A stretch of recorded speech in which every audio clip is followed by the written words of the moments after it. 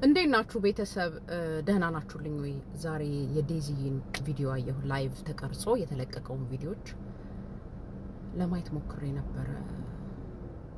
ጋይስ በጣም በጣም ነው ያዘንኩት። በጣም ነው ያዘንኩት ጋይስ። አሳዘነችኝ ዴዚ የእውነት።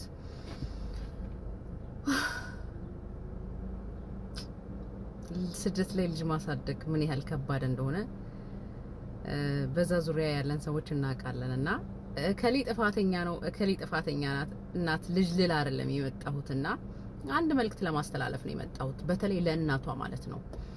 የውልሽ የኔ እህት፣ ነገ ልጅሽ አንድ ነገር ብትሆን ራሷን ብታጠፋ የማትወጣው ጭንቀት ውስጥ ብትገባ የመጀመሪያ ተጎጂ አንቺ ነሽ። አንድ ነገር ብትሆን ሀዘኑም አይወጣልሽም። እና ሚዲያ ላይ ያለ ሰው አንድ ቀን ሁለት ቀን ፎቶ ይለጥፋል ነፍስ ይማርንና በሁለተኛው ቀን ይረሳታል። አንቺ ግን መቼ ማትረሻት።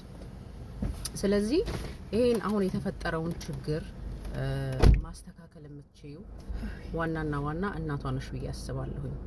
ሚዲያ ማሟሟቂያ ነው እያደረጋችሁ ያላችሁትና እባክሽን መለስ ብለሽ እልሁን መጋባት ትታችሁ የእናትነት ብልሃት አለ። አይኖ ከባድ ነው ያደረገችው፣ የሆነው ነገር ሁሉ ከባድ ነው። ግን የእናትነት ብልሃትሽን ተጠቅመሽ ልጅሽን ከገባችበት ስትረስ ውስጥ አውጪ በዘዴ። አሁን ያለው ስሜቷ እስከሚጠፋም ቢሆን አብረሽም ሆነሽ እኮ በዘዴ ማሳለፍ ይቻላልና ባትጋተቱ ጥሩ ነው። በጣም ነው የምታሳዝነው ልጅቷ አሁን ያለችበት ሁኔታ ላይ።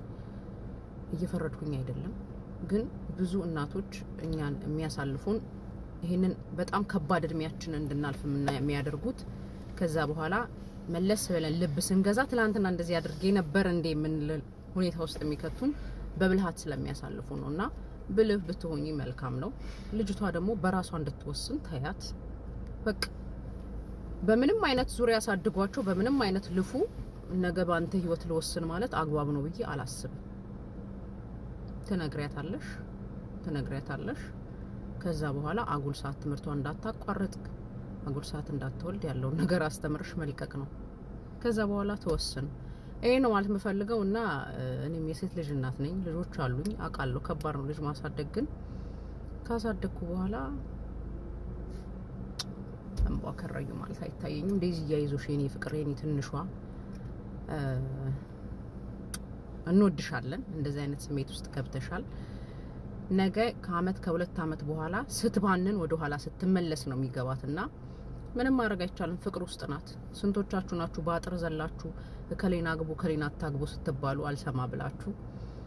ስንቶቻችሁ ናችሁ ቤት ውስጥ የሚያዳምጣችሁ አታችሁ፣ የሚሰማችሁ ጆሮ የሚሰጣችሁ አታችሁ፣ ከውጭ የሚሰማችሁ ሰው ጋር ስታገኙ ቤተሰቦቻችሁን ጥላችሁ ሄዳችሁ? በጣም ብዙ ነገር ቢወራ ብዙ ይወራልና ተዋት ልጅቷን ጋይስ፣ ትኑርበት በቃ።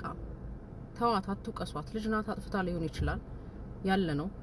ፍቅር ሲዘን ለቤተሰቦቻችን ለእናታችን የሆነ ሰዓት ላይ የምንመላለሰው ነገር አለ። እሷ ግን ያው ሚዲያ ላይ መሆኑ ነው የተለየው።